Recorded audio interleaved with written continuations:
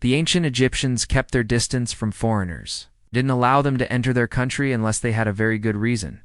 But one day a foreigner did just that, strolled right into Egypt and made himself at home. Nobody stopped him. This man was 6 feet tall, had red hair, and a big beard. And the Egyptians had never seen a foreigner like this before, so they were shocked. The man introduced himself as an Iranian and said he was on a mission from God to meet the most powerful pharaoh in the world, the ruler of all of Egypt.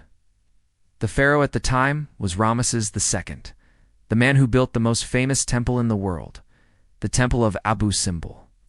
This foreigner had come all the way from Iran to meet him. He wanted to talk to the pharaoh about building temples, because apparently he was an architect.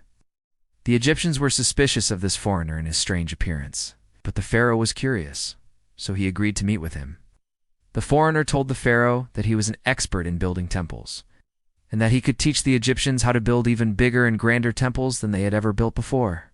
He said he would even give the Egyptians the plans for a temple that would be twice the size of Abu Simbel. The pharaoh was impressed and agreed to hire this foreigner to help him build a new temple.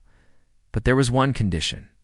The pharaoh wanted to make sure that this foreigner was telling the truth about his skills as an architect. So he gave him a test. He told him to design a temple that was twice the size of Abu Simbel, but with one twist. He had to build it in only 1 day. If he finished in time, he would get the job. But if he failed, he would be thrown out of Egypt without his head.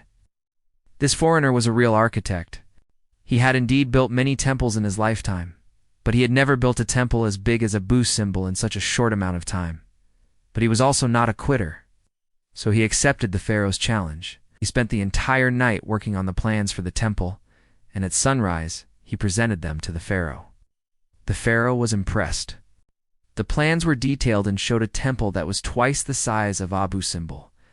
It also had secret passages and rooms that even he had not thought of. Pharaoh hired him immediately, and soon the construction of the new temple began. But that's a story for another day.